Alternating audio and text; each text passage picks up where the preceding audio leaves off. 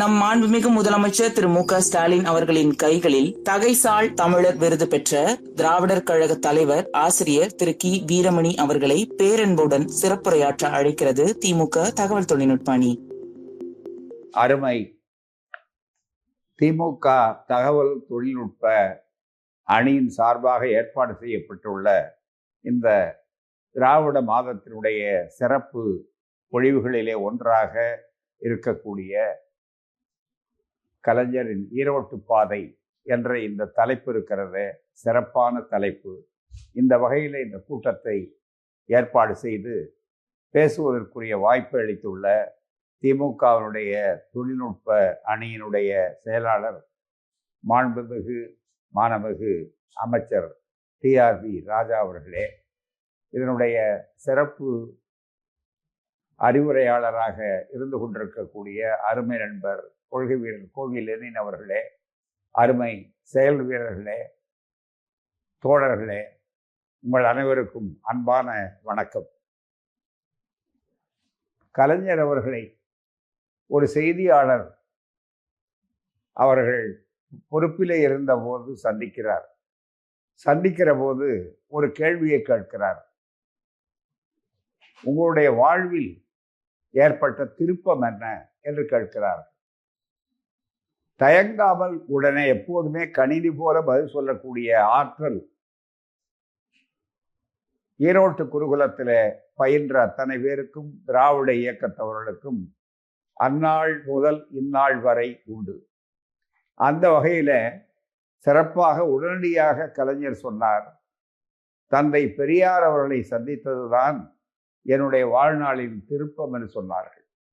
அது மட்டுமல்லாமல் இன்னும் சிறப்பாக சொல்ல வேண்டுமானால், கேள்விகள் கேட்கிற போது உங்களையே ஒரு வரியில் நீங்கள் விமர்சித்துக் கொள்ள முடியுமா, விமர்சித்துக் கொள்ளுங்களேன் என்று சொன்னார் செய்தியாளர் கேட்டவர்.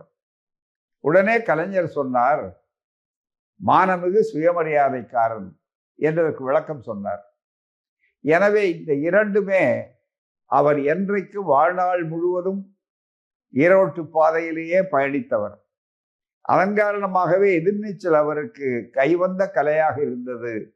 வெற்றி கரையேற அவருடைய உழைப்பு துணையாக இருந்தாலும் துணிவு ஈரோட்டில் இருந்தவர் கற்றது குருகுலத்தின் பாடங்களிலே தலையான பாடமாகும்.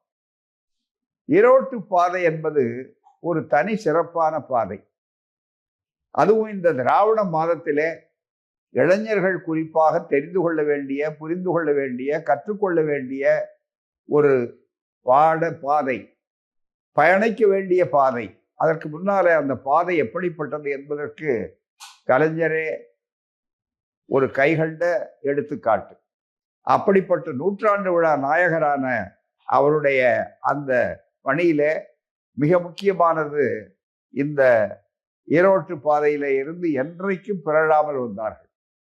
ஈரோட்டு பாதை ஒரு சுலபமான எளிதான பாதை அல்ல. கல்லும் முள்ளும் நிறைந்திருந்தால் கூட அதில் வேகமாக செய்வார்.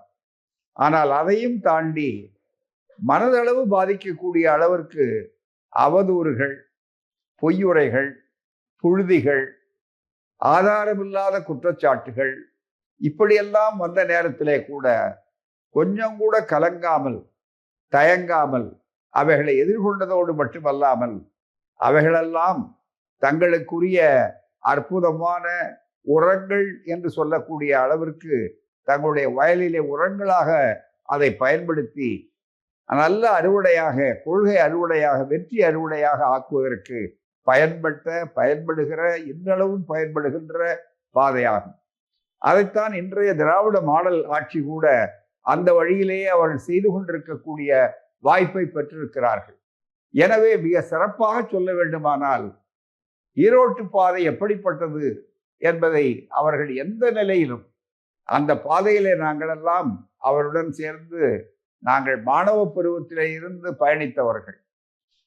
80 ஆண்டு பொது வாழ்க்கை எனக்கு இருக்கிறது என்று எல்லாம் மற்றவர்கள் ஊக்கப்படுத்துகிற நேரத்தில் இந்த 80 ஆண்டு பொது வாழ்க்கையில 75 ஆண்டு காலம் ஏறத்தாழ நாங்கள் மாணவ பருவத்திலே இருந்த அறிமுகமானவர்கள் மட்டுமல்ல, அந்த பாதையிலே பயணித்துக் கொண்டிருக்கிறவர்கள்.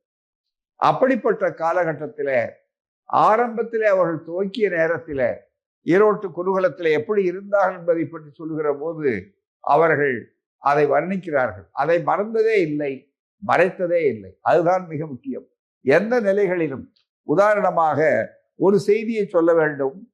அவர்கள் 1977 அன்றாடம் மிக முக்கியமாக கருத்துக்களை எழுதுவது என்பது அவர்களுடைய பணியாக இருக்கிற போது உடன்பிறப்புக்கு கடிதம் எழுதுவதுதான் முரசொலியில அவருடைய மிக முக்கியமான அன்றாட கடமைகளிலே தலையானது. கலைஞர்களை பொறுத்தவரையில அதிலே தந்தை பெரியார் அவர்களுடைய பிறந்த நாள் விழா 77 ஒவ்வொரு ஆண்டும் செப்டம்பர் மாதம் வருகிற போது அதை பற்றி ஒரு கட்டுரை எழுதுகிறார்கள்.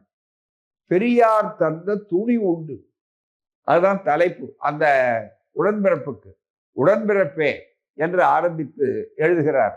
இதிலே மிக தெளிவாக தெரிந்து கொள்ள வேண்டிய செய்தியை புரிந்து கொள்ள வேண்டும். அவர் எப்படி இறுதி வரையில பதவியில இருந்த காலத்திலும் சரி, பதவிக்கு முன்னால் இருந்த காலத்திலும் சரி, ஈரோட்டு குருகுலத்தில் இருந்த காலத்திலும் சரி, அதற்கும் மேலாக அவர்கள் திரையுலகத்துக்கும் மற்ற பல்வேறு பகுதிகளுக்கு சென்றாலும் ஆட்சி பீடத்துக்கு சென்றாலும் எப்போதும் அவர் ஈரோட்டு பாதையை விட்டு விலகியதே இல்லை. அதுதான் தனிச்சிறப்பு, அதுதான் அவருடைய தனி முத்திரையும் கூட. அவர் சொல்லுகிறார், ஐயாவை பற்றி சொல்லுகிற போது, அந்த பாதைகளை பற்றி சொல்லுகிற போது, இன்றைய இளைஞர்கள், ஏனென்றால் எதிர்ப்பு கண்டு அஞ்சுவது நம்முடைய வாடிக்கை அல்ல. எதிர்ப்பு நம்மை ஊக்கப்படுத்தும், உற்சாகப்படுத்தும், மேலும் உணர்ந்து பார், நிமிர்ந்து பார் என்று சொல்லக்கூடிய அந்த உணர்வை காட்டும். இதோ அன்றைக்கு எழுதுகிறார். 1900 ஒரு கடிதம், இதுவரையிலே பல நண்பர்கள் அதை அறிந்திருக்க மாட்டார்கள் என்பதற்காகத்தான் அதை சொல்லுகிறேன்.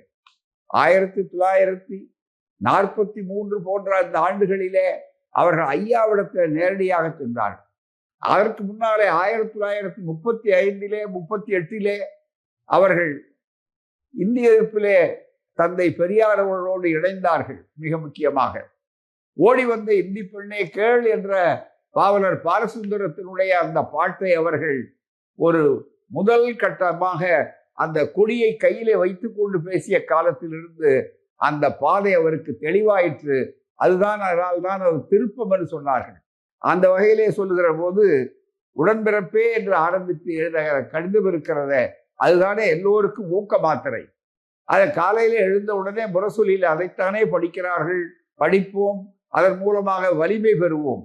உடன்பிறப்பே சுண்டலி வந்ததென்று சூரப்பூனை அடிப்பின் அண்டையில் பதுங்குவதுண்டோ, அரவம் ஒன்று ஆடி வர கண்ட கீரி பிள்ளை கலங்கியே வியர்த்து நிற்பதுண்டோ, குள்ளநரியின் கோபம் கண்டு சிங்க ஏறுதான் கோழை போல் ஓடிடுமோ, முதும்பெல்லா பேடிகட்கு போர்க்களத்து மாவீரன் மண்டியிட்ட வரலாறு உண்டோ, பெரியாரின் குடியரசு அலுவலகத்தில் 30 ஆண்டுகளுக்கு முன்பு துணை ஆசிரியர் பொறுப்பினை ஏற்றிருந்த போது இந்த கருத்தமைந்த கவிதை ஒன்றினை எழுதிய நினைவு எனக்கு இன்று எழுந்தது. கலைஞர் எழுதுகிறார். பெரியார் பிறந்த நாள் அன்றோ இன்று. அதனால் அந்த கவிதை நினைவுக்கு வந்தது. அவரின் அலுவலகத்தில் ஈரோடு நகரில் வாழ்ந்ததும், அவர் இல்லத்தில் அவரோடு அமர்ந்து உண்டதும், அன்னை மணியம்மையார் எங்களுக்கு உணவு பரிமாறியதும், இரவு நடுநேரம் வரையில் பெரியார் வீட்டு மேல் மாடியில் அவருக்கு எதிரே அமர்ந்து அரசியல் சமுதாய சீர்திருத்த பாடங்களை கேட்டதும் எல்லாமே நேற்று போல் நடந்திருக்கின்றன. எத்தனையோ எதிர்ப்புகள் அவருக்கு நாலா திசையிலிருந்தும் வசைமாறி மொழிந்த வண்ணம் இருந்தனர். தங்கள் வாழ்வுக்கு வழி தேடிக்கொண்டு தன்மான இயக்கத்தை தகர்ப்பதற்கு முனைந்திட்ட தன்னல சிறு மனிதர்கள். அன்றைக்கு மட்டுமல்ல நண்பர்களே, இன்றைக்கும் அதே காட்சி. ஆகவேதான் அது இன்றைக்கு இருக்கிற நிலையை சொல்வதை போல் இருக்கிறது. நன்றாக கேளுங்கள். முனைந்திட்ட தன்னல சிறு மனிதர்கள், குறுமதியினர், பெரியார் ஒரு நச்சாரி என்று நவிந்தோரும் உண்டு. பின்னர் அவர்கள் எவ்வாறு அடங்கினர் என்ற சரித்திரமும் உண்டு. கொல்லுவேன், குடலை பிடுங்குவேன் என்று மிரட்டல் கடிதம் வராத நாள் இருக்காது. எங்கள் கூட்டத்திற்கு வந்தால் திரும்பி போக முடியாது என்று எச்சரிக்கை மடல் எத்தனையோ அத்தனையும் சிரித்தபடி படித்து மடித்து வைத்து விடுவார். அவரின் எதிர்ப்புக்கு ஆளானவர்கள் அல்லது இலக்கானவைகள் சொத்தை சோடைகளா? அல்ல அல்ல. வேதங்கள், இதிகாசங்கள், புராணங்கள் அவை அறிமுகப்படுத்திய ஆயிரம் ஆயிரம் கடவுளர்கள் சர்வ வல்லமை வாய்ந்ததாக கூறப்பட்ட அவற்றை எதிர்க்கத்தான் அவர் சல்லடம் கட்டி நின்றார். அவர் கையில் இருந்த போர்வாளின் பளபளப்பு கண்டு வைதிகபுரி அஞ்சி நின்றது. சாதி சமய வெறியர்களின் தலையில் ஓங்கி விழும் சம்மட்டியாக அவர் பேச்சு எழுத்தும் அமைந்தது. எதிர்ப்பில்லாத நாளை அவர் வீணாளாக கருதினார். ஊழலிலே திருத்தி ஊறி தலைத்தவர்கள் அவர் உருவாக்கி வளர்த்த உணர்வுகளை அழிக்க அவர் மீதே ஊழல்களை அடுக்கினர். அவற்றை காலால் உதைத்து தரைமட்டமாக்கி வெண்டாடி நிமிர வேங்கையென எழுந்து நின்றார். அவதூறு முனைகளை தன் கூறிய விழி பார்வையிலேயே மழுங்கி போகச் செய்தார். அவர் கண்ட அரசியலிலும் சரி, அவர் புகுந்த களங்களிலும் சரி, முதுகில் குத்துவோர் இருந்தனர், துரோகம் புரிவோர் இருந்தனர், நன்றி மறந்தோர் இருந்தனர், அவரை அழிப்பதொன்றே குறிக்கோள் என திட்டமிட்டோரும் இருந்தனர். அவரை விட்டு அண்ணா தலைமையில் நாம் பிரிந்து வந்த பிறகும், இதுதான் மிக முக்கியமாக கோடிட்டு காட்டப்பட வேண்டிய பகுதி, பிரிந்து வந்த பிறகும் அவரால் நாம் உருவானோம் என்பதை மறந்ததும் இல்லை. அந்த தாய் கழகமாம் திராவிடர் கழகத்தை அழித்திட எண்ணியதும் இல்லை. அந்த பெருந்தன்மையும் அரசியல் பண்பாடு மற்றவர்கள் இன்று போல் அன்று இருந்தனர். அவர்களின் வெத்து வேட்டு பேச்சுக்கள், வாய் வீச்சுக்கள் அனைத்தையும் பெரியார் முன்ன எரிதழில் விழுந்த வைக்கோல்கள் ஆயின. அவர் காணாத களங்கள் இல்லை. எந்த களத்திலும் அவர் எவனுக்கும் பயந்ததில்லை. சிறைச்சாலை பிரவேசம் அவருக்கு பொழுதுபோக்காக இருந்தது. போர் முழக்கம் அவரது இதய துடிப்பு. முன்வைத்த காலை பின்வைக்காத துணிவும் உறுதியும் அவரின் கூட பிறந்தவைகளாகும். அவருக்குத்தான் இன்றைக்கு பிறந்த நாள். இந்த நாளில் அவர் பெற்றிருந்த துணிவையும் உறுதியும் பெறுவோம். ஊழையிடும் எதிர்ப்புகளை ஊதி எறிவோம் என்ற தெம்புடன் பீடு நடைபோடுவோம். வாழ்க பெரியார், வாழ்க வாழ்க. அன்புள்ள மு.க. 17/9/1977. நண்பர்களே, இதை உங்களுக்கு ஏன் நினைவூட்டி இருக்கிறோம் என்றால், அன்றைய நிலை எப்படியோ அதைவிட மோசமான அளவிற்கு இன்றைக்கும் திராவிடத்தை எதிர்த்து பார்க்கலாம், அழிக்க நோக்கலாம் என்றெல்லாம் சிலர் திட்டமிடுகிறார்கள். ஆனால் அவர்களுக்கு தெரியாது இந்த பாதை எவ்வளவு செப்பனிட்ட பாதை, ஈரோட்டு பாதை என்பதை உணர்ந்திருக்கிறார்கள்.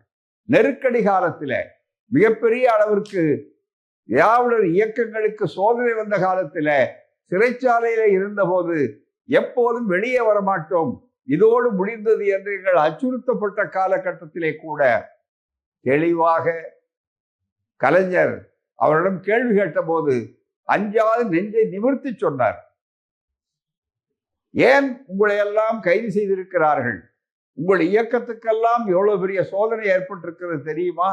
நீங்கள் தேசிய நீரோட்டத்திலே கலக்காதவர்கள் என்பதுதான் உங்கள் மீது குற்றச்சாட்டு என்று சொன்ன நேரத்தில், இல்லை அப்படியெல்லாம் இல்லை என்றவர் சமாதானம் சொல்லி சமரசம் செய்து கொள்ளாதவர்கள். உடனே பதில் சொன்னார் கலைஞர் அவர்கள், நான் ஈரோட்டுக்கு போனவன், ஈரோடு போனவன் நீரோடு போக மாட்டேன், எதிர்நீச்சல் தான் எங்களுக்கு வாடிக்கை என்று அன்றைக்கும் சொன்னார்கள். அது மட்டுமல்ல, எப்போது வந்தாலும் அவர்களுக்கு வாகனங்கள் என்றால் நாங்கள் கட்டை வண்டியில அந்த ஈரோட்டு பாதையிலே பயணித்திருக்கிறோம். ஈரோட்டு பாதை என்பதனுடைய சிறப்பே என்னவென்றால், பாதை இல்லாத ஊருக்கெல்லாம் பாதை அமைப்புதான் ஈரோட்டு பாதை. எனவே அந்த பாதை வெறும் விசித்திரமான பாதை. அந்த பாதையில் நடந்தால் சுகங்கள் வரும் என்று சொல்ல முடியாது. ஆனால் எந்த பாதையாக இருந்தாலும் அந்த பாதை தான் எல்லோரும் நடக்க வேண்டிய இறுதியான பாதை. அதுதான் இலக்கை நோக்கும், அதுதான் மனிதத்தை காப்பாற்றும், அதுதான் மானமும் அறிவும் மனிதருக்கு அழகு என்ற நிலையை அவனுக்கு கொண்டு போய் சேர்க்கும் என்று கருதிய காரணத்தாலே தான் அந்த பாதையிலேயே அவர்கள் வேகமாக செல்லக்கூடிய நிலையை பெற்றார்கள். அதை மாற்றிக்கொண்டதே கிடையாது. இயக்கங்கள் பிரிந்திருக்கலாம், அரசியல் வடிவங்கள் எடுத்திருக்கலாம், பாதைகள் அவர்கள் மாறியதில்லை. அதுதான் மிக முக்கியம். பயணங்களும் அதை நோக்கிய இலக்கு நோக்கிய போன பயணங்கள். வாகனங்கள் மாறி இருக்கின்றன, அதுதான். எப்படி நாம் ஆரம்பத்திலே கட்டை வண்டியிலே பயணம் செய்திருக்கிறோம், சைக்கிளிலே அவர் ஓட்ட நான் அமர்ந்து மற்ற பிரச்சாரங்களுக்கு சென்றிருக்கிறோம் பல கிராமங்களிலே, அதுபோல மற்ற இடங்களில் நடந்து சென்றிருக்கிறோம், பேருந்துகளிலே சொல்லி இருக்கிறோம், முடிவு திருத்துகின்ற இடங்களே எங்களுக்கு மிக முக்கியமான ஓய்வு கூடங்களாக தங்கும் இடங்களாக ஆக்கி இருக்கிறோம். இவைகளையெல்லாம் தாண்டினாலும் பாதை ஒன்றுதான். வாகனங்கள் காலம் மாற மாற வாரி இருக்கலாம்.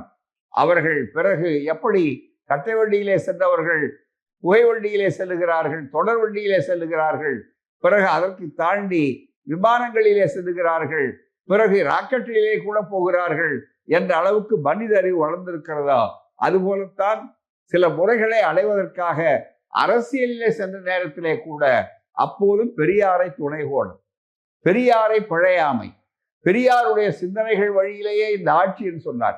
அண்ணா அவர்கள் சொல்கிறவோ சொன்னார், பெரியாருக்கு என்ன பரிசீலிக்கப் போகிறீர்கள், தியாகி மானியம் உண்டா என்று முன்னு ஆதி கேட்ட நேரத்தில் சட்டமன்றத்தில் உடனே சொன்னார், இந்த அமைச்சரவையே தந்தை பெரியார் அவர்களுக்கு காணிக்க என்றார். அதையே அப்படியே வழிமொழிந்தவர் நம்முடைய கலைஞர் அவர்கள்.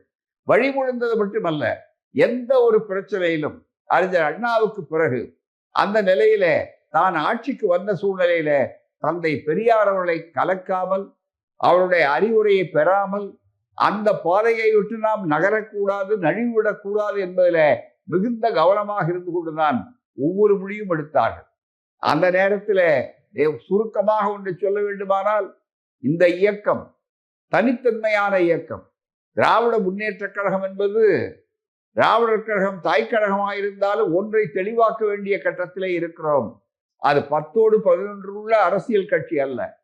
இன்றைக்கு புதிதாக வரக்கூடிய இளைஞர்கள் புரிந்து கொள்ள வேண்டிய மிக முக்கியமான அம்சம் அது என்னவென்றால், இது அடிப்படையிலே ஒரு பகுத்தறிவு இயக்கம், அடிப்படையிலே ஒரு அறிவு விடுதலை இயக்கம், அடிப்படையிலே சிந்தனைகளை உருவாக்கக்கூடிய சமூக மாற்றத்தை உருவாக்குவதற்காக உருவாக்கப்பட்ட திராவிடர் இயக்கம். அனைவருக்கும் அனைத்தும் என்று சொல்லக்கூடிய சமூக நீதியை தன்னுடைய அடித்தளமாக இலக்காக அந்த ஈரோட்டு பாதை வைத்துக் கொண்டு பயணிக்கின்ற ஒரு இயக்கம். எனவேதான் 100 ஆண்டுகளை தாண்டினாலும் இன்னும் 200 ஆண்டுகள் போனாலும் அந்த இலக்கத்துக்கு இந்த பாதை வேகமாக செல்லும்.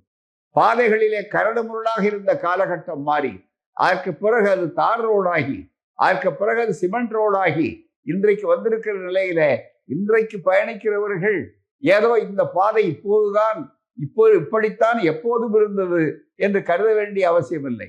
அந்த வகையிலே தான் பதவி என்று சொல்லுகிற நேரத்தில் அதற்கு அண்ணா சொன்ன விளக்கத்தை, அண்ணா வழியிலேயே என்றைக்கும் சிந்தக்கூடிய அயராது பாடுபட்டு வெற்றி அடையவும் சொன்ன கலைஞர் அவர்கள், அண்ணாவும் சரி, கலைஞரும் சரி, திராவிட இயக்க தலைவர்களும் சரி, இன்றைய ஒப்பற்ற முதல்வர், சமூக நீதிக்கான சரித்திர நாயகர் தளபதி மு.க. ஸ்டாலின் அவர்களானாலும் சரி, எல்லோரும் அந்த பாதையை விட்டு அவர்கள் நகர்ந்ததே கிடையாது. அதுதான் எதிரிகளுக்கு இப்போது குடைச்சலாக இருக்கிறது, எதிரிகளுக்கு குமட்டலாக இருக்கிறது என்பதை புரிந்து கொள்ள வேண்டும். அந்த வகையிலே இன்றைக்கு வேகமாக சொல்லுகிற போது எந்த இலக்குகளை வைத்துக் கொண்டு அந்த பாதை செல்கிறது?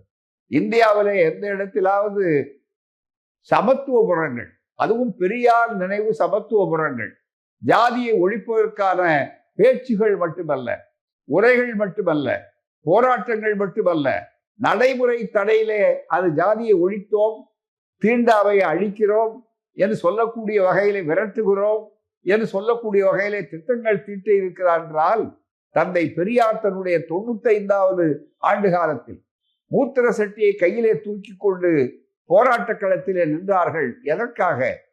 அனைவரும் சமம், அனைவருக்கும் சமத்துவம் வர வேண்டும், வாய்ப்பற்ற மக்கள், இதுவரையில மறுக்கப்பட்டவர்களுக்கு வாய்ப்பு இருக்க வேண்டும் என்ற கருத்தை ஐயா அவர்கள் வலியுறுத்தித்தான் இறுதியிலே சொன்னார்கள், நான் ஜாதி பாம்பை வைக்கத்திலே அடிக்க தொடங்கினேன், குருகுலத்திலே இருந்து விரட்டினேன். ஆனால் இந்த பாம்பு எப்போதெல்லாம் போராட்டங்கள் நடத்தினால் மிக பத்திரமாக ஜாதி தீண்டாவை பாம்பு படமெடுத்து ஆடுவது கடைசியிலே பாதுகாப்பான இடத்தை தேடியது. அதுதான் கோயில் கருவறை. அந்த கருவறைக்குள்ள அர்ச்சகர்கள் என்று சொல்லக்கூடிய நிலையிலே அந்த அர்ச்சகர்கள் உயர் ஜாதி பார்ப்பவர்கள் மட்டும்தான் இருக்க வேண்டும், தலையிலே பிறந்தவன் தான் அர்ச்சகராக இருக்க முடியும் பாரம்பரியமாகத்தான் அர்ச்சகராயிருக்க வேண்டும் சொன்னார்கள். வகுப்புரிமை, சமூக நீதியை பற்றி திராவிடர் இயக்கம் ஆரம்பத்திலிருந்து போராடி பெற்ற நிலையில இல்லை அது பிறப்பு அடிப்படையில, சாதி அடிப்படையில இருக்கிறது, ஆகவே இது கூடாது என்று வாதிட்டவர்கள், தகுதி அடிப்படையிலே இருக்க வேண்டும், படிப்பு என்னாவது என்று வாதிட்டவர்கள், இன்னொரு பக்கத்திலே அவர்கள் எதை செய்தார்கள் என்று சொன்னால் நண்பர்களே, மிக முக்கியமாக தகுதி எங்களுக்கு முக்கியமல்ல, பிறப்பு தான் முக்கியம் என்று எங்கள் சாதி அடிப்படையில நியமனங்கள் இருக்க வேண்டும், அதுதான் அர்ச்சகர் முறை என்று அவர்கள் சொன்னார்கள். இந்த முரண்பாட்டை நாம் தான் சுட்டி காட்டுகிறோம். ஆனால் அவர்களை மறைத்து விடுவார்கள். அப்படிப்பட்ட நேரத்தில் அதை செய்ய வேண்டும் என்று சொல்லி என்னை வேண்டுமானாலும் கைது செய்யுங்கள், நான் போராட்ட களத்திலே இருக்கிறேன் என்று சொன்ன போதுதான் கண்ணீர் சிந்தினார் கலைஞர் அவர்கள். அன்றைக்கு அவர் புதுச்சேரியில அடிபட்டு அவர்கள் தூக்கி போட்ட நேரத்தில் எந்த கைகள் அரவணைத்ததோ அதே கைகள் பார்த்து மருந்து போட்டதோ அதுபோலத்தான் அவருடைய அந்த ஆட்சியிலே இருந்தபோது அவர்களுக்கு சங்கடங்கள் வந்த நேரத்திலே எல்லாம் தந்தை பெரியார் குறுக்கே நின்றார்கள். பெரியார் அவர்களை அடையாளம் கண்டார்கள். அந்த நிலையிலேதான் மிக தெளிவாக ஒன்றை அவர்கள் முன்னிறுத்தினார்கள். என்ன, நீங்கள் ஆட்சி செய்கிறீர்கள், அது உங்கள் கடமை. ஆட்சியிலே பல சிக்கல்கள் இருக்கும், புரிந்து கொள்ளுகிறோம். நாங்கள் போராட்டக்காரர்கள், எனவே கைது செய்கிறோம் சொல்வதற்கு இல்லை, நீங்கள் கைது செய்வதற்காக நாங்கள் ஆட்சிக்கு வந்தோம், உங்கள் கொள்கைகளை செயல்படுத்துவதற்குத்தான் வந்தோம் என்று அவர்கள் கண்ணீர் சிந்தினார்கள். அந்த கண்ணீர் துளிகள் வெறும் கண்ணீர் துளிகளாக இல்லை, அது செயல் மலர்களாக, சட்டங்களாக உருவாயிற்று. அதனுடைய விளைவுதான் நண்பர்களே, அந்த பாதையிலே சென்றதனால்தான் ஒடுக்கப்பட்ட சமுதாய மக்களுக்கு சமூக நீதி மட்டுமல்ல, சரிபகுதியாக இருக்கிற பெண்களுக்கு செங்கற்பட்டு மாநாட்டினுடைய தீர்மானங்களை அவர்கள் செயல் தீர்மானங்களாக எழுத்துருவிலே படிக்கப்பட்ட, நிறைவேற்றப்பட்ட அந்த தீர்மானங்கள் ஈரோட்டு பாதையில இருந்து நாங்கள் என்றைக்கும் விலகியதில்லை என்பதற்கு அடையாளமாகத்தான் அந்த முதல் சுயமரியாதை மாகாண மாநாடு நடந்த அந்த கருத்தில கலைஞர் போன்றவர்கள் வெறும் குழந்தைகளாக இருந்த காலகட்டம். பிறகு காலத்தின் மிக முக்கியமான திருப்பங்களிலே ஒன்று, அவரே முதல்வராக வருகிறார். வந்துகிற போது ஆட்சி கோலாகலமாக நடக்க வேண்டும், எதிர்ப்பு இல்லாமல் நடக்க வேண்டும், எனவே எல்லோரும் சமரசம் செய்து கொள்வோம் என்று அவர் கருதவில்லை. மாறாக அண்ணா வழியிலேயே அவர்கள் சிந்தித்து அடுத்தபடியாக என்ன செய்தார்கள், பெண்களுக்கு சொத்துரிமை என்ற வாய்ப்பை கொடுத்தார்கள். தீர்மானம் செங்கல்பட்டிலே 29, ஆனால் 89 சொத்துரிமை என்று சொல்லக்கூடிய அளவிற்கு 60 ஆண்டுகளுக்கு பிறகு அது செயல் வடிவம் பெறுகிறது, சட்ட வடிவம் பெறுகிறது.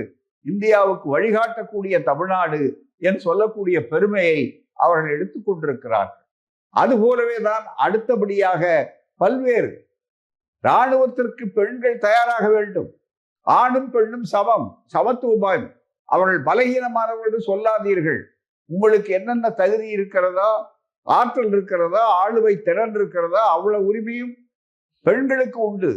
எனவே பெண்கள் என்பவர்கள் உங்களுடைய வர்ணாசிரம தர்ம முறைப்படி 6வது இடத்துல நீங்கள் படிக்கட்டிலே வைத்திருந்தாலும் எங்களுடைய சமதர்மப்படி அவர்கள் சமத்துவத்துக்குரியவர்கள், சமராக சமர்க்களத்தில் நிற்றாலும் வெற்றி பெறக்கூடியவர்கள் என்று தந்தை பெரியார் சொன்னார்.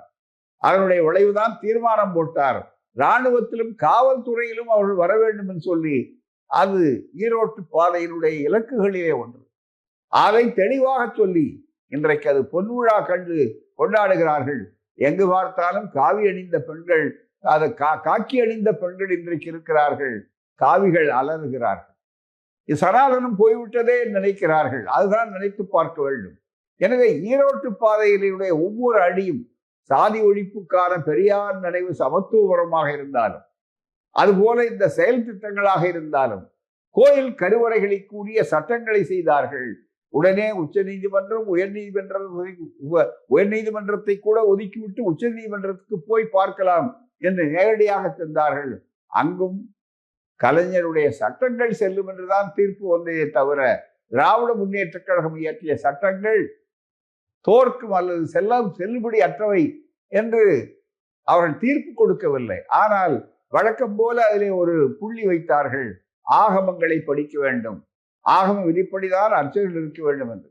அதற்கும் சளைக்கவில்லை. அந்த நேரத்திலே தான் தந்தை பெரியார் அவர்கள் மறைந்த நேரத்திலே அவர்கள் தன்னுடைய ஆதங்கத்தை வெளியிட்டார்கள். ஐயாவுக்கு அரசு மரியாதை கொடுத்தார். அதிலே கூட ஈரோட்டு பாதையிலே வந்த காரணத்தால் பதவி என்பது இருக்கிறத, அது ஒரு வாகனம், அவ்வளவுதான். இன்னும் கேட்டால் விமானத்திலே பறப்பதற்கு வேகமாக சென்று அடைவதைப் போல அது ஒரு வாகனம். முதலிலே கட்டை வண்டி, முதலிலே அடுத்தது ரயில், எப்படி பயணங்கள் வருகிற மாதிரி அரசியல் ரீதியாக அந்த களத்திற்கு வந்தபோது அந்த வாகனத்திலே நாம் ஏறி சென்றாலும் கூட மிக முக்கியமானது என்ன என்று கருதுகிற நேரத்தில் இதை அவர்கள் உறுதியாக செய்யும்போது என்னால் ஒரு சிறப்பு செய்தார். தந்தை பெரியாருக்கு அரசு மரியாதை கொடுத்தார். அதிகாரிகள் எல்லாம் அச்சுறுத்திய கதை உங்களுக்கு தெரியும். ஆட்சி போய்விடுமே என்றார்கள்.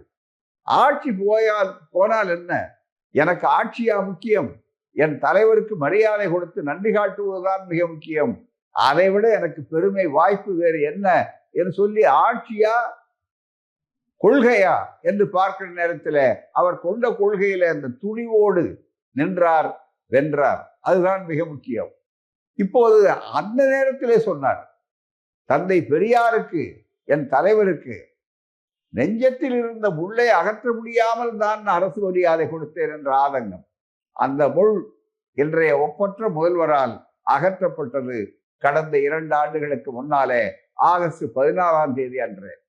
அனைத்து சாதியினரும் அர்ச்சகர் சொல்லக்கூடிய அந்த சட்டங்களில் வென்று மீண்டும் உச்ச நீதிமன்றங்களே சரி என்று சொல்லி அந்த தீர்ப்புகளை செயல்படாதவர்களை வீட்டுக்கு அனுப்பி, செயல்பட வைக்காதவர்களை வீட்டுக்கு அனுப்பி, அதற்கு பிறகு இந்த ஆட்சி வந்த காரணத்தினால் உண்மையான திராவிட மாடல் ஆட்சி இது, சுயமரியாதை ஆட்சி இது, தந்தை பெரியார் அவர்களுக்கு அர்ப்பணிக்கப்பட்ட ஆட்சி இது என்று கருதிய காரணத்தால் தான் நண்பர்களே, மிக முக்கியமாக இன்றைக்கு அனைத்து சாதியினரும் அர்ச்சகர் சொல்லி அதன் மூலமாக ஜாதி தீண்டாமை சட்டபூர்வமாக அழிந்தது.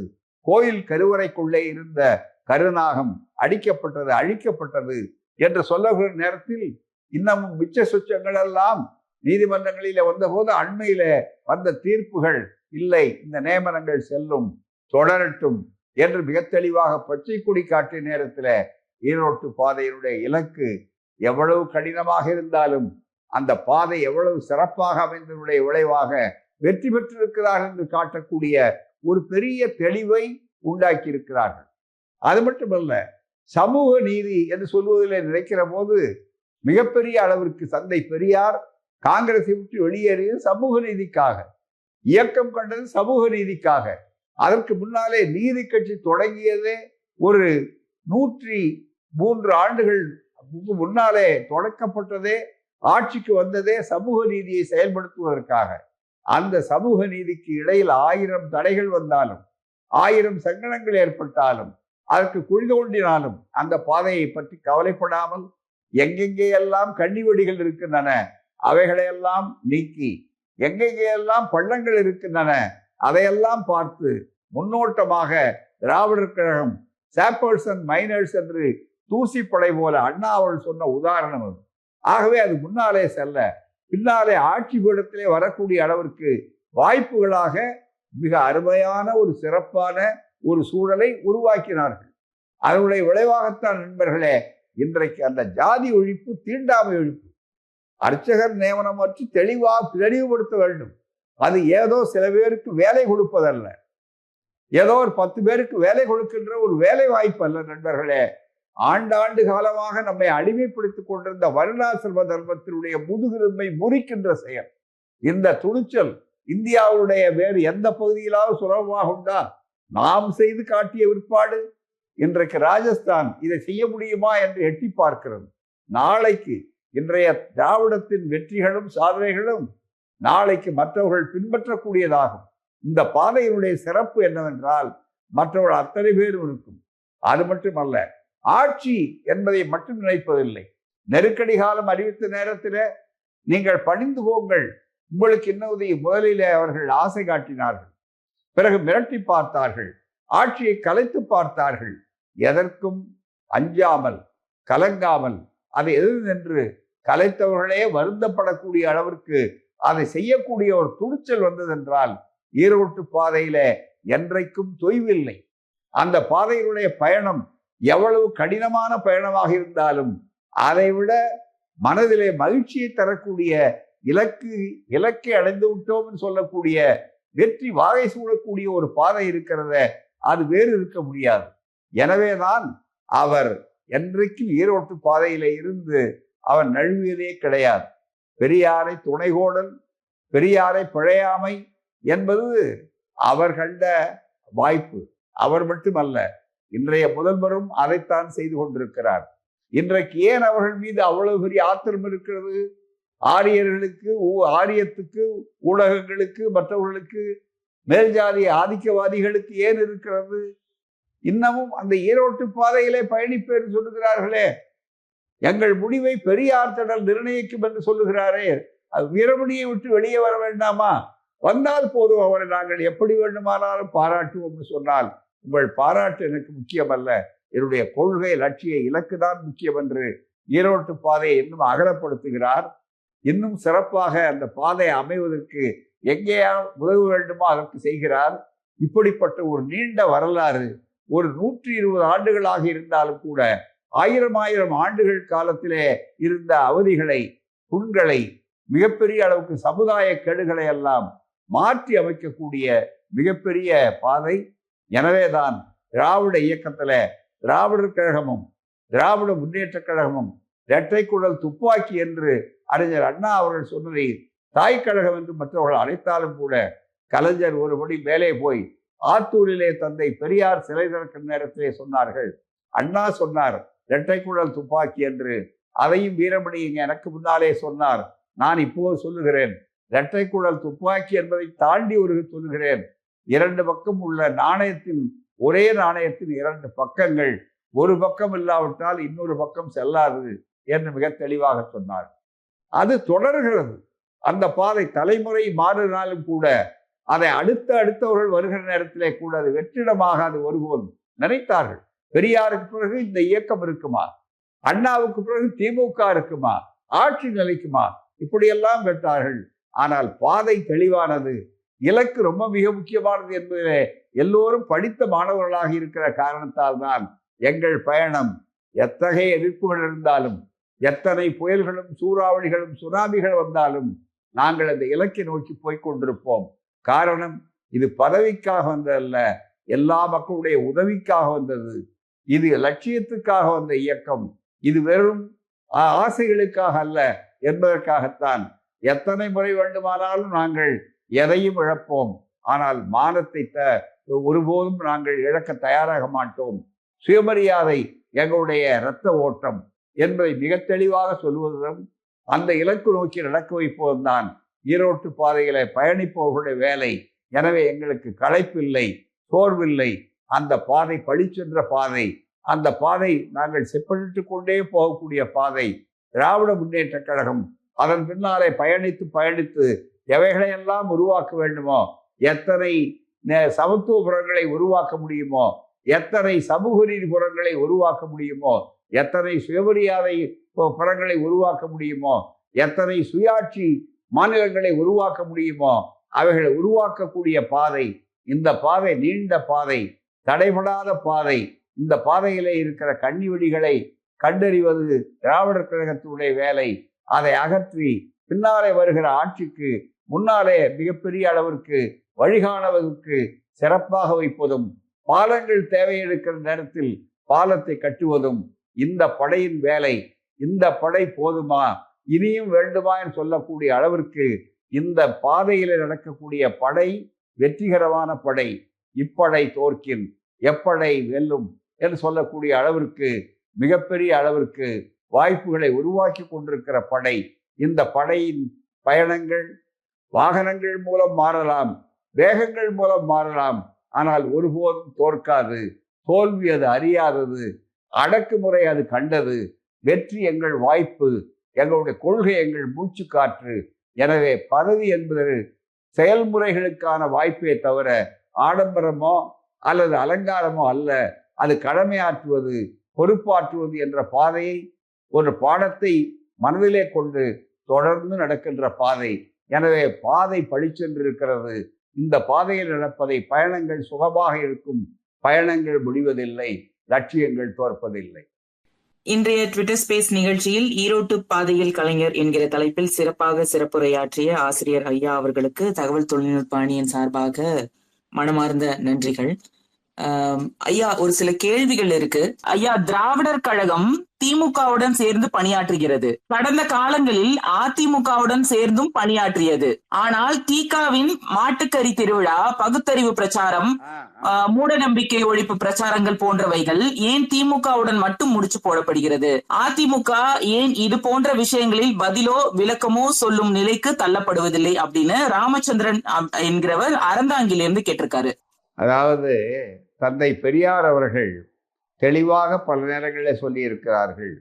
கொள்கையை அடைவதற்காக அடிப்படையில இருவரும் தாய்க்கழக பிள்ளைகள் என்று சொன்னாலும் மற்றவர்களையும் பயன்படுத்துவது, வாய்ப்பு ஏற்படுத்துவது, அவர்கள் அரசியலில் இருக்கிற போது அதை பயன்படுத்தி கொண்டு செய்வது என்பது திராவிடர் கழகத்தின் தந்தை பெரியார் அவர்கள் காலத்திலிருந்து, நீதி கட்சி காலத்திலிருந்தே, அதனுடைய சுயமரியாதை இயக்கத்தினுடைய காலத்திலிருந்தே மிக தெளிவான ஒரு அணுகுமுறையாகும்.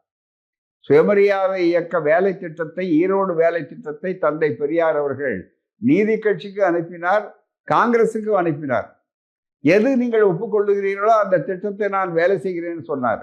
அதற்கு பிறகு பார்த்தீர்களேயானால் ஆச்சாரியார் ஆட்சியை எதிர்த்த நேரத்தில் காமராஜர் ஆட்சியை உருவாக்கினார்கள். அதன் மூலமாக மிக தெளிவாக வர்ணாசிரம தர்ம கொள்கையான குலக்கல்வி திட்டத்தை அவரை வைத்தே ஒழித்தார்கள். சமூக நீதிக்கான வாய்ப்புகளை செய்தார்கள்.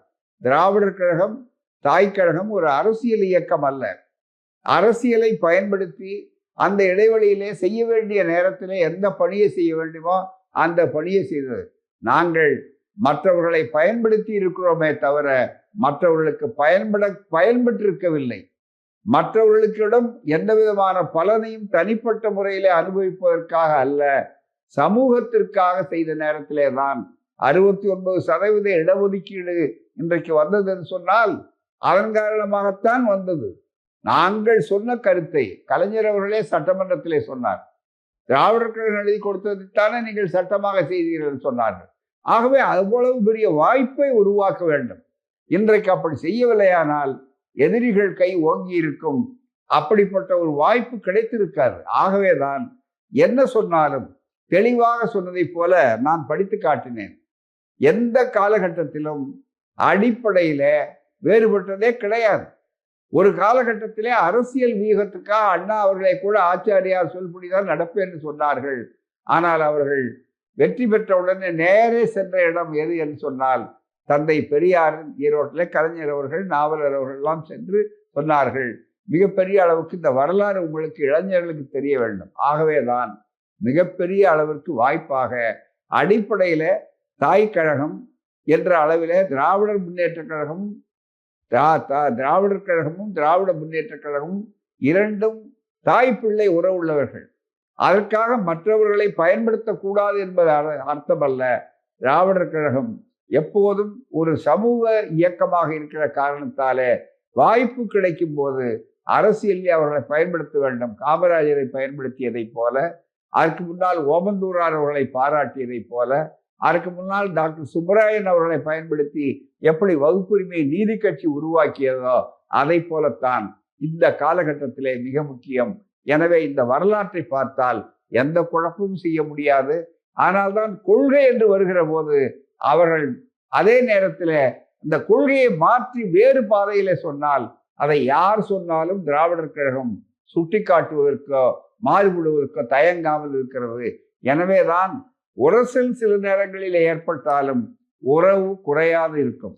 ஒன்றை உங்களுக்கு சொல்லுகிறேன், அண்ணன் தம்பி உறவு என்பது இருக்கிறதே அது வேறு, அதே நேரத்தில் தாய் பிள்ளை உறவு என்பது வேறு. இது திராவிடர் கழகத்துக்கும் திராவிட முன்னேற்ற கழகத்திற்கும் ஏற்பட்டது கூட்டணி அல்ல, உறவு. எனவேதான் இதை நன்றாக புரிந்து கொண்டால் எந்த நிலையிலும் எவரையும் பயன்படுத்தலாம். நாளைக்கு காங்கிரஸை கூட இன்றைக்கு மத்திய அரசாங்கத்திலே பயன்படுத்துகிறோம்.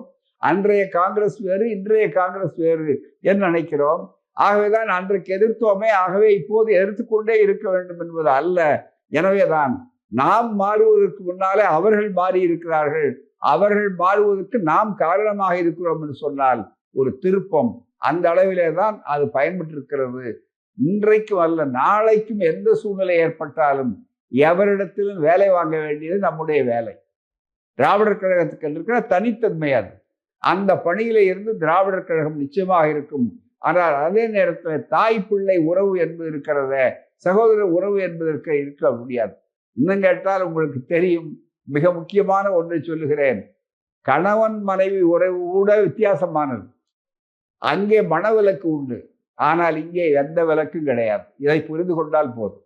நன்றி ஐயா. இரண்டாவது கேள்வி, ஈரோட்டு பாதையில் இந்த திராவிட மாடல் அரசின் செயல்பாடுகளை எப்படி பாக்குறீங்க அப்படின்னு மலர் சேலம் மாவட்டத்திலிருந்து கேட்டிருக்காங்க. என்னுடைய உரையிலேயே ரொம்ப தெளிவா அதை தான் மையப்படுத்தி இருக்கிறேன். இன்றைக்கு பார்த்தீங்கன்னா ஈரோட்டு பாதையில ரொம்ப மிக முக்கியமான கருத்து என்னன்னு கேட்டா, ஆண் பெண் பிறவி பேதம் கூடாதுங்கிறது தான் முதல் கொள்கை. அந்த பிறவி பேதம் என்பதற்கு தந்தை பெரியார் ஒரு விளக்கம் சொன்னார். என்ன அந்த விளக்கம்னு கேட்டா, முதல்ல உயர்ந்த ஜாதி தாழ்ந்த ஜாதி என்பது மட்டும், இந்த ஜாதி மட்டும் பிறவி பேதம் அல்ல. உலகத்துல எங்குமில்லாத கொடுமை இங்க, அதை ஒழிக்கிறது முன்னுரிமை. அந்த பிறவி பேதம் என்பதற்கு அது மட்டும் பொருள் அல்ல. பெரியார் விளக்கி சொன்னார். ஆண் உயர்ந்தவர், பெண் தாழ்ந்தவர், ஆண் எஜமானன், பெண் அடிமை என்று சொல்ற நேரத்துல அதுவும் பிறவி பேதம் தான். ஏன்னா அது பெண்ணா பிறக்கிறான், இது ஆணா பிறக்க. ஐயோ நான் பெண்ணா பிறந்துட்டேன், பெண்ணா பிறந்தனால்தான் இந்த நிலை என்று அந்த மக்கள் அவதிப்படுகிறார்கள். ஒரு ஆண் மிக முக்கியமாக ஒரு அடிச்சா மிக முக்கியம், இவன் என்ன நினைக்கிறான், அது வீரம்னு நினைக்கிறான்.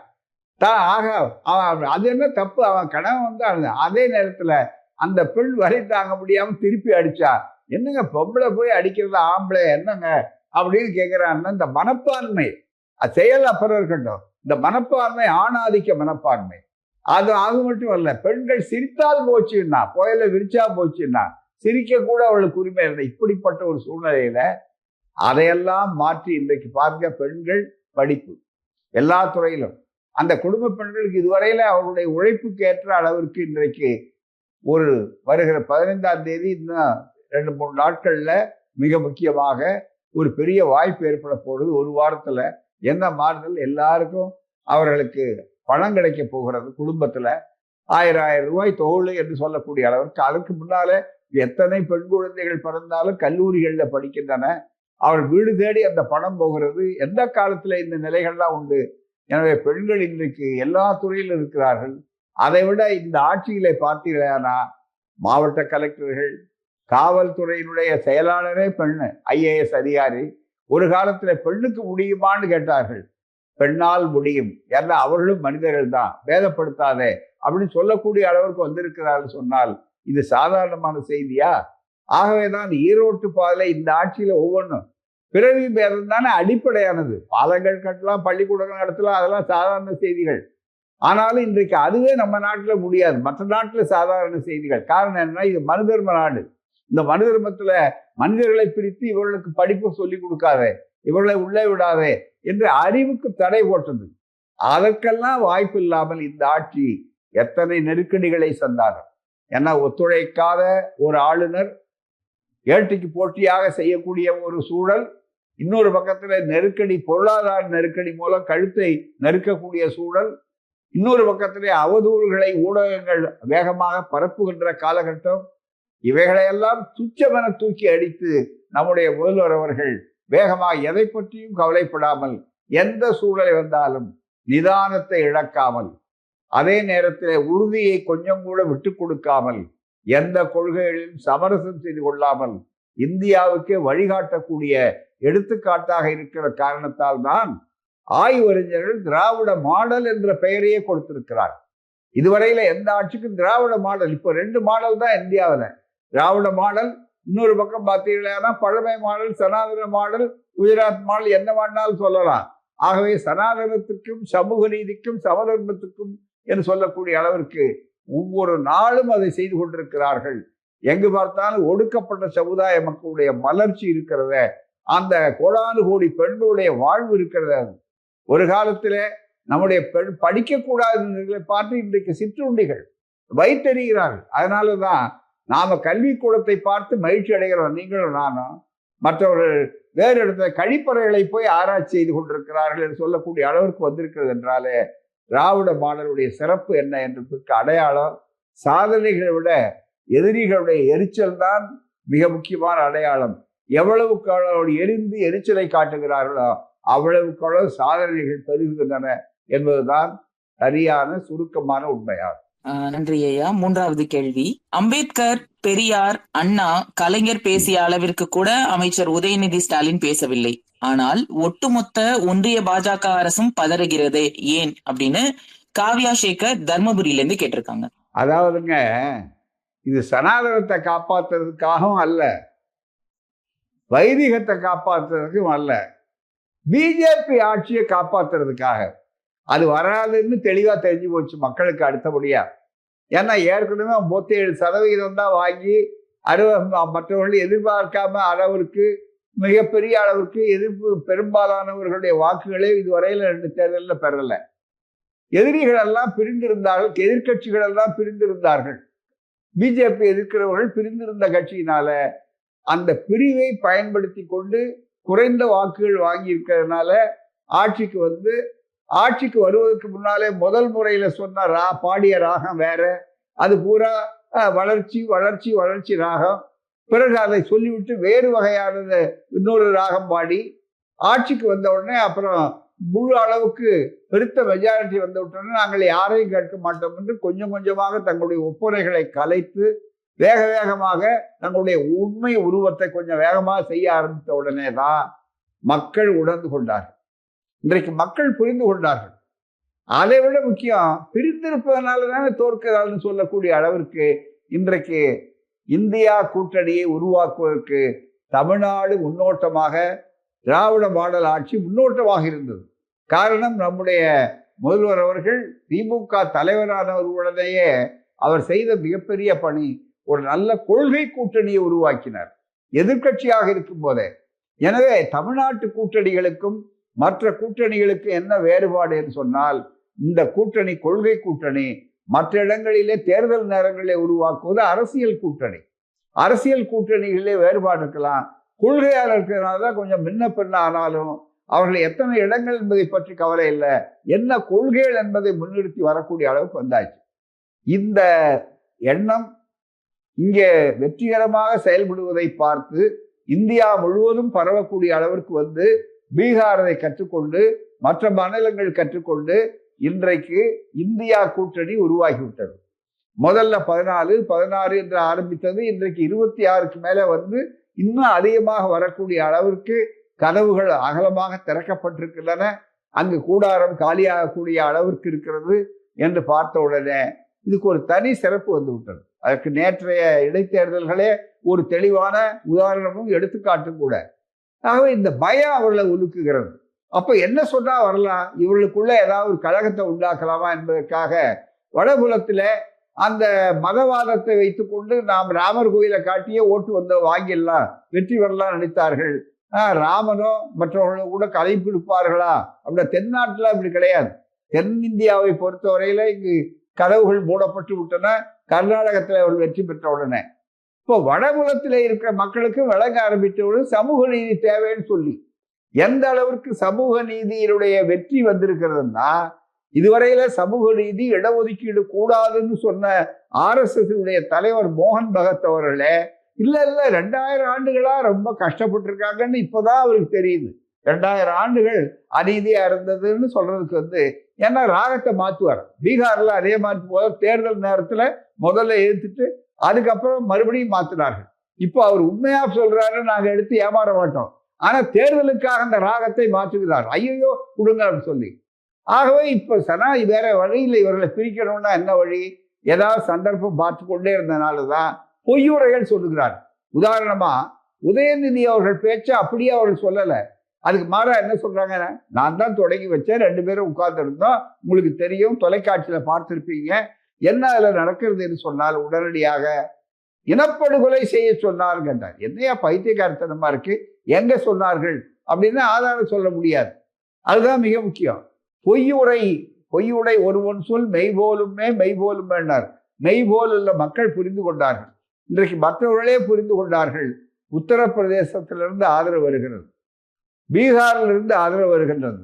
எனவே இப்ப இந்த பேச்சு இருக்கிறது, இது போல வந்திருக்கிறது. ஆனால் அவர்கள் எப்பவுமே இந்த மாதிரியான எடுத்த சிக்கல் அவர்களுக்கு தான் வரும்.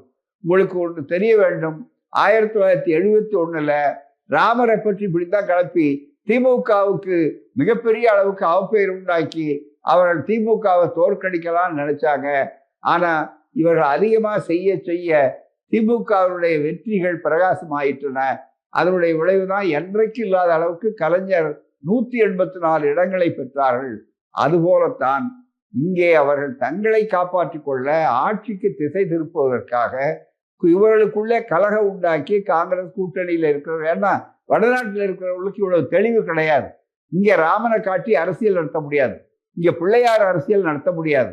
இங்கே மக்களுக்கு தெரியும், கோயிலுக்கு போவா, அதே நேரத்தில் அவர்கள் கோயிலுக்கு போனாலும் கூட பெரியார் இல்லையானால் தங்களுடைய பிள்ளைக்கு படிப்பு கிடையாது, திராவிட இயக்கம் இல்லைன்னா தங்களுடைய பிள்ளைகளுக்கு வேலை வாய்ப்பு கிடையாதுன்னு உணர்ந்தவர்கள். எனவே மயக்க பிஸ்கட்டுகள் இங்கே நடக்காது, அங்கே இதை வைத்து ஏமாற்றலாமான்னு நினைக்கிறாங்க. ஆகவேதான் இது இந்த திடீர் பற்று இருக்கு பாருங்க, சனாதன பற்று, திடீர் குற்றச்சாட்டுகள்லாம் தேர்தலுக்காக உருவானதே தவிர இவர்கள் எப்படி ஒரே தேர்தல் ஒரே நாடு என்பது இதெல்லாம் பிரச்சனைகளை திசை திருப்புவதற்கும் தங்களுடைய வாக்குறுதிகளை பற்றி பேசக்கூடாது, எந்தெந்த வாக்குறுதி கொடுத்தீங்க நடத்தக்கூடாது, பேசக்கூடாது, அதே நேரத்தில் மற்றவர்களை பற்றி நினைக்கூடாதுன்னு நினைக்கிறார்களோ அதுக்காக ஒரு உத்தி, அவ்வளவுதான் தந்திரங்கள். அந்த தந்திரத்துக்காக இதை பயன்படுத்துகிறார்களே தவிர உண்மை அல்ல. ஆனால் அதில் ஏமாந்து போவார்கள், அதில் வெற்றி அடைய மாட்டார்கள். காரணம் என்னன்னா, இப்போ அவர்கள் இதை கடைசி நேரத்தில் சொன்னா கூட ஒரே நேரத்தில் பதில் சொல்றதுக்கு வாய்ப்பு இல்லையே, தங்களுடைய ஊடகங்களை வைத்தாங்க. இப்போ இல்லை, போதுமான அளவுக்கு வந்தது. ரொம்ப சீக்கிரமா இது கருவில் உருவானாலும் கூட கருக்கலைப்பே நடந்துடும் இந்த பொய், அதில் ஒன்றும் சந்தேகம் இல்லை. நிச்சயமாக இதுல ஒன்றும் வெளியில ஒன்றும் வராது, அதுதான் மிக முக்கியம். அவர்களுக்கு மிஞ்ச போவது எதுவும் இல்லை. அவர்களை பற்றி புரிதல் இன்றைக்கு வேகமாக ஏற்படுத்துவதற்கு எல்லாரும் வந்தார்கள். அதை விட சற்று குழப்பமாக இருக்கிற இந்த அணியினர் கூட இப்போது தெளிவடைந்து வருகிறார்கள்.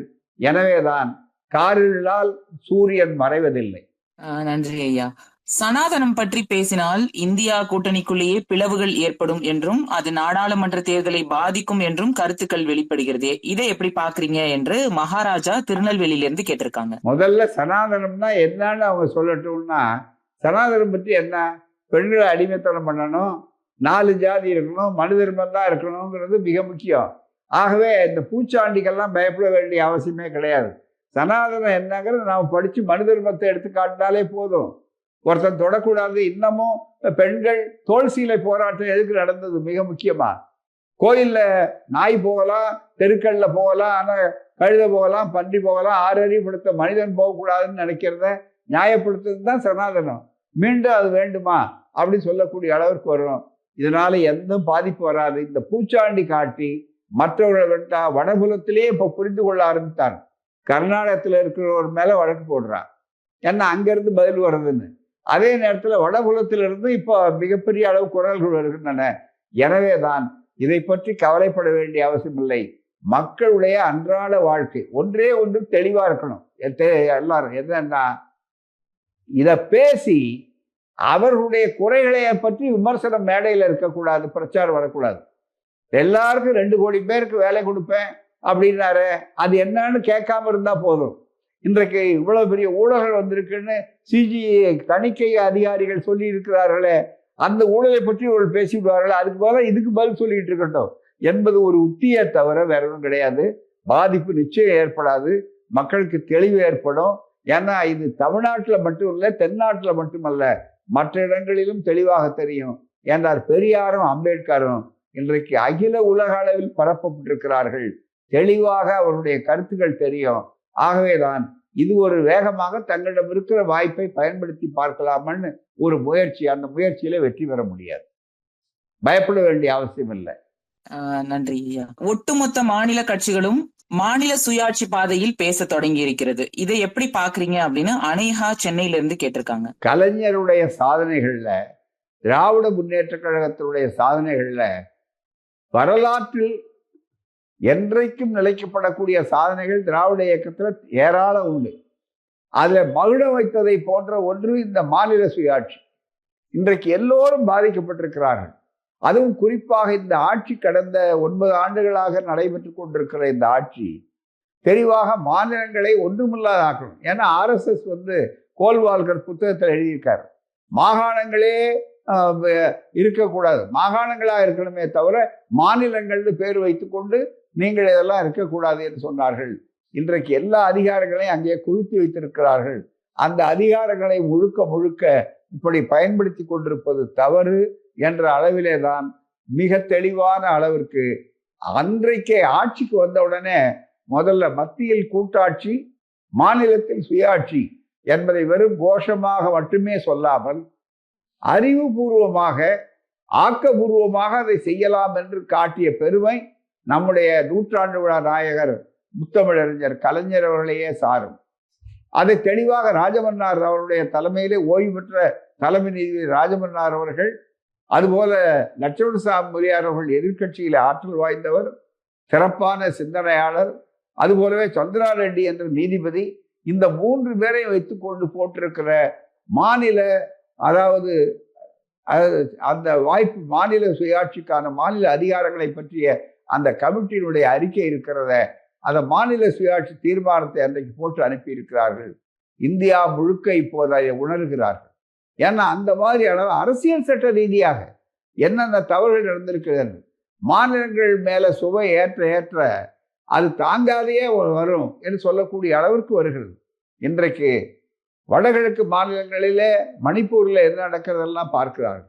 எனவே தான் கலைஞர் அவருடைய சிந்தனையில மிக அழகாக ஆக்கபூர்வமாக, இது வெறும் பேச்சல்ல, செயல் திட்டமாக இதோ இருக்கிறது, அதோ நிபுணர்கள் நீதிபதிகளே சொல்லி இருக்கிறார்கள் சொல்லி இன்றைக்கு அந்த கருத்து பரவலாகிறது.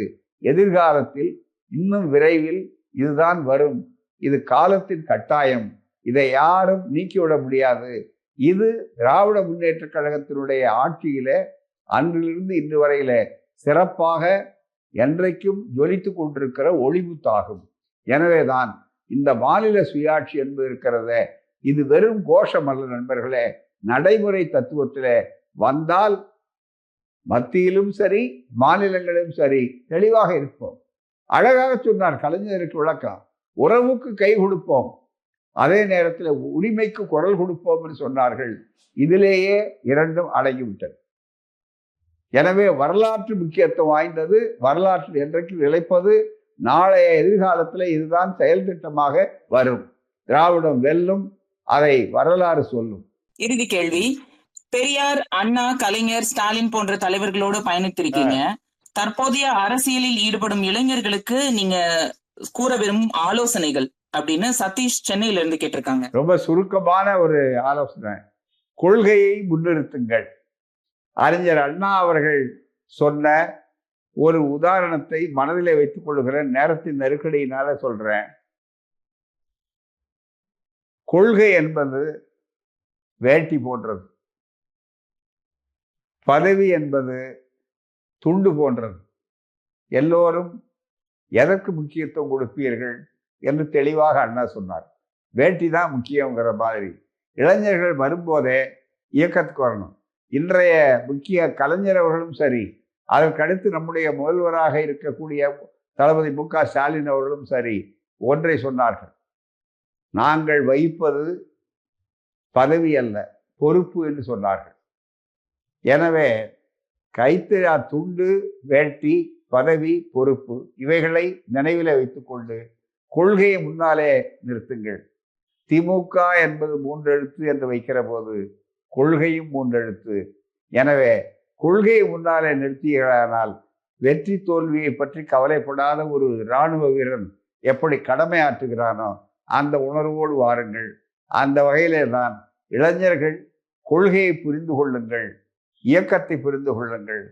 மிக முக்கியமானது 3, வருகிற இளைஞர்கள் இயக்கத்தினுடைய தலைமைக்கு கட்டுப்பாடாக நடந்து கொள்வது முதல் பணி. 2வது, கொள்கையை மாறாமல் புரிந்து கொண்டு அதன் வழி நடப்பது என்பது மிக முக்கியமானது. இயக்கம் என்பது காப்பாற்றப்பட வேண்டும். இயக்கத்தை நடத்துகிறவர்கள் இயக்கத்திலே கட்டுப்பாடோடு இருக்க வேண்டும் என்று சொல்வது. எனவே தலைமை, கொள்கை, இயக்கம் இந்த மூன்றும் மிக முக்கியமானது. இதுதான் நம்மை உயர்த்தக்கூடியது. இவைகளுக்கு முன்னுரிமை கொடுத்தால் உங்களுடைய உழைப்பு, ஆற்றல், ஆளுமை, திறன் தலைமையால், கொள்கையால், காலத்தால் அங்கீகரிக்கப்படும். எனவே அவசரப்படாமல் நிதானமாக கொள்கையா அல்லது மற்றவைகளா என்று நினைக்கும் போது கொள்கை தராசே உங்களுக்கு பலமாக நிற்கட்டும். அதுதான் எங்களுடைய அறிவுரை. சிறப்பாக எங்களுடைய கேள்விகளுக்கு பதிலளித்ததற்கு மிக்க நன்றி ஐயா.